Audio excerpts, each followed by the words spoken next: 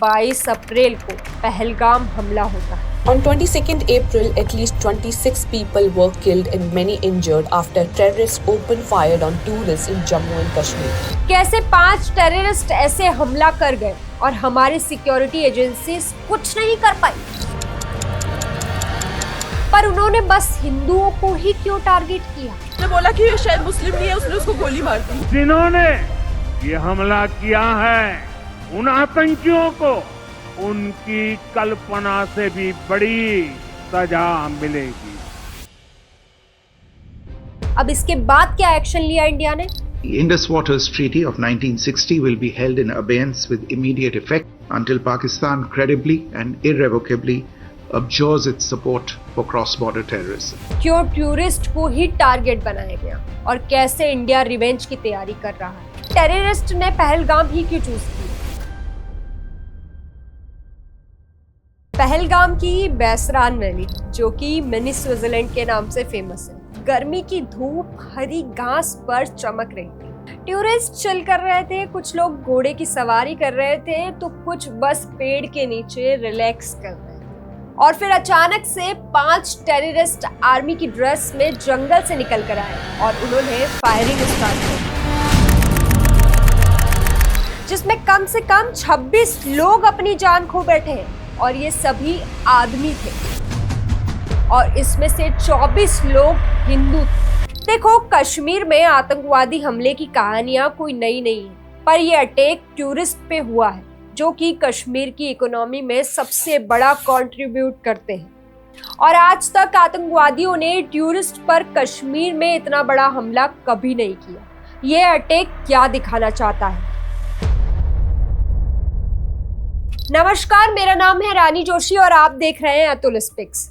एक तरफ 16 अप्रैल को पाकिस्तान के मिलिट्री कमांडर की एक स्पीच सामने आती है। We are different from the Hindus in every possible aspect of life. That was the foundation of the two-nation theory that was laid there. That we are two nations. We are not one nation. जिसमें वो हिंदू और मुस्लिम को अलग अलग होने की बात करते हैं और मोहम्मद अली जिन्ना के 2 नेशन थ्योरी की बात करते हैं। इसके जस्ट 2 दिन बाद क्या होता है? 18 अप्रैल को लश्कर कमांडर का बयान आता है, जिहाद कंटिन्यू रहेगा, कश्मीर में बंदूकें चलती रहेंगी। एंड देन 22 अप्रैल को पहलगाम हमला होता है।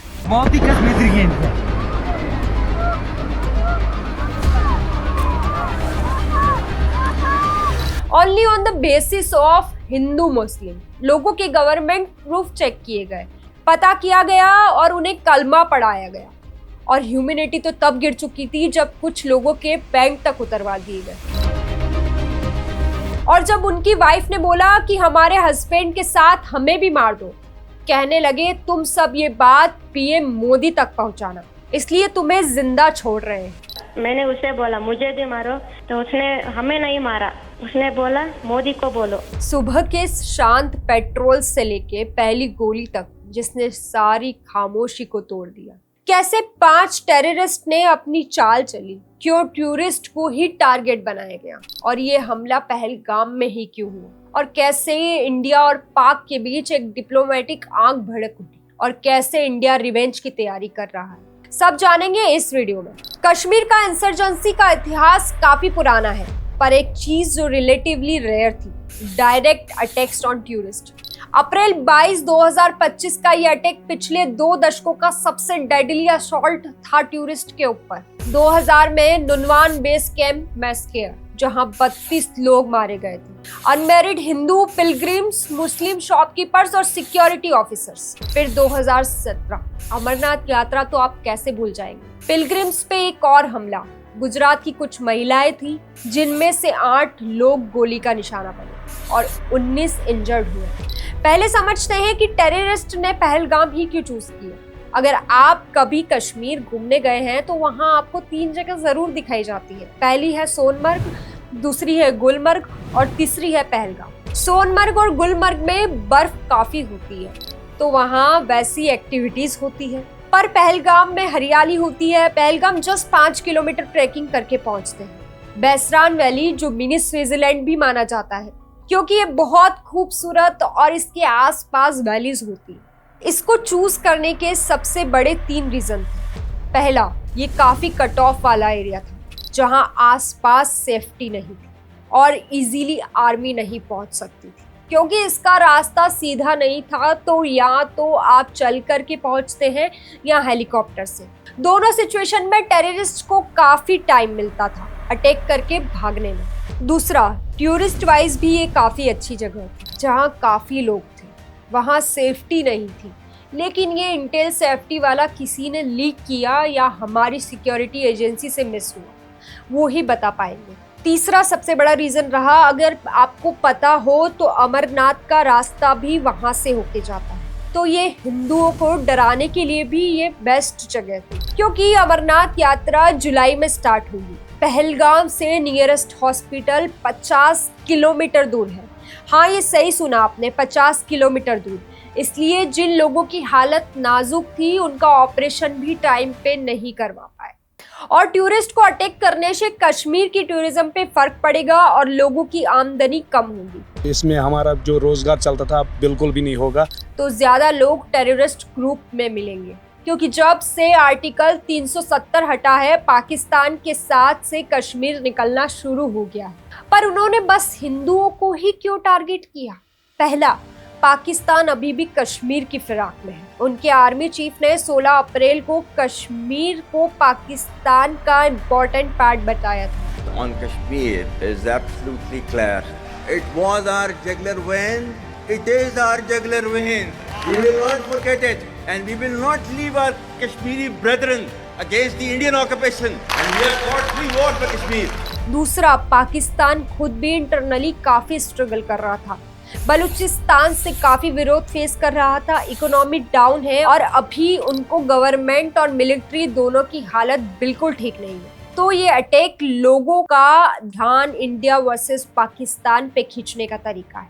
लेकिन जब पहलगाम की इस घटना से बस लोगों की जान नहीं गई, इंडिया की फ्रजाइल सिक्योरिटी का भरोसा भी बिखर गया। क्यों हमारी सुरक्षा एजेंसीज को इंटेल नहीं था?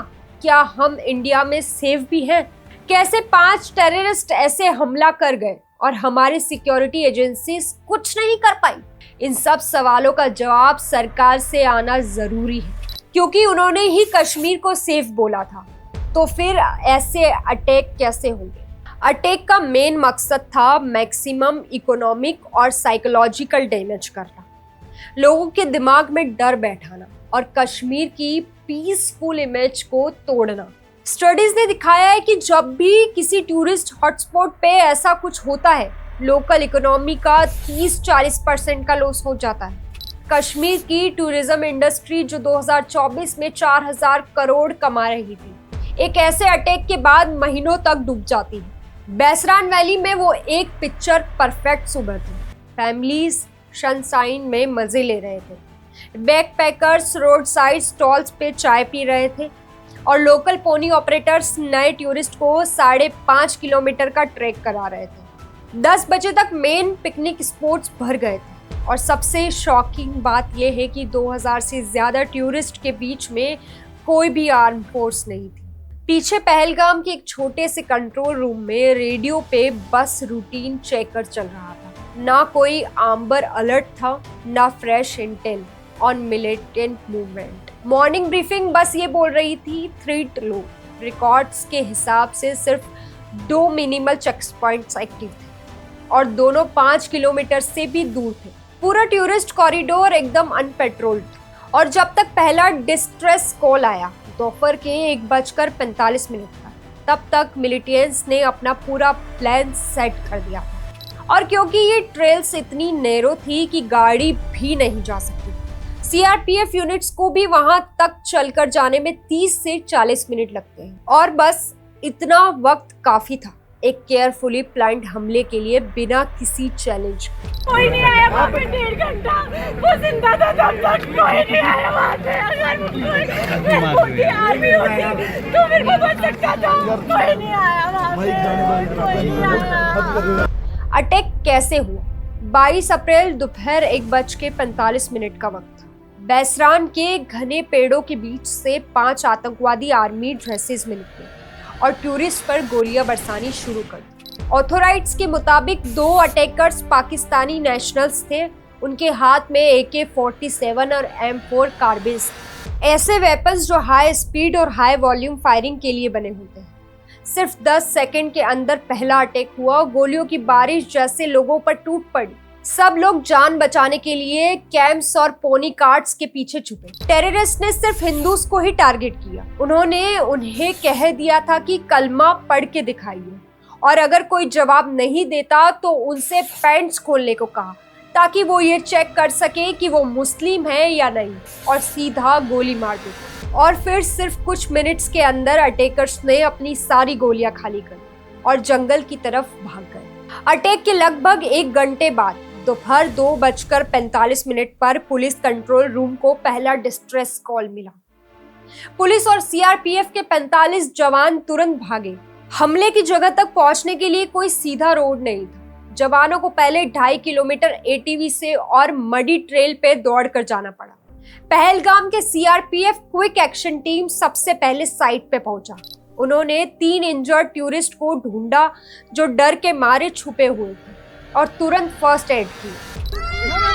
अरे नहीं हम लोग फौज हैं, हम लोग बैठो हम लोग फौज हैं, बैठो अरे हम लोग फौजी हैं, कुछ नहीं करेंगे, आपकी सेफ्टी के लिए आए हो। लोकल पोनी हैंडलर्स ने जुगाड़ से स्ट्रेचर बनाए और 11 घायल टूरिस्ट को हॉर्स बैक पे हॉस्पिटल तक ले गए। शाम के 4:30 बजे तक 2 क्रिटिकली इंजर्ड विक्टिम्स को अनंतनाग ले जाया गया और हॉस्पिटल में एडमिट कराया गया। बाकी के घायल लोग को आसपास के मेडिकल सेंटर्स में शिफ्ट किया गया। कुछ सीरियसली इंजर्ड को मिलिट्री हेलीकॉप्टर से श्रीनगर के आर्मी हॉस्पिटल में एयरलिफ्ट किया गया। Jammu and Kashmir tourist department ने 24/7 हेल्पलाइन नंबर्स रिलीज किए। Same evening Indian army, CRPF और जम्मू कश्मीर पुलिस ने जॉइंट कार्डन और सर्च ऑपरेशन शुरू कर दिया। पहलगाम में टेम्पररी लॉकडाउन लगा दिया गया ताकि अटैकर्स को ढूंढा जा सके। नाइट विजन हेलीकॉप्टर्स और ग्राउंड टीम्स ने जंगल और पीर पंजल हिल्स एरिया को सर्च किया, लेकिन अटैकर्स डेंस फॉरेस्ट में वैनिश हो चुके। 24 अप्रैल को पुलिस ने 3 सस्पेक्ट के स्केचेस रिलीज किए, 2 पाकिस्तानी और 1 local Kashmiri. National investigation agency ने केस ऑफिशियली टेक ओवर कर दिया और क्रॉस बॉर्डर हैंडलर्स और ओवरग्राउंड वर्कर्स के खिलाफ इन्वेस्टिगेशन स्टार्ट कर दी गई। Casualties and human impact Pahalgam के इस हमले में ऑफिशियल रिपोर्ट्स के मुताबिक 28 टूरिस्ट की जान चली।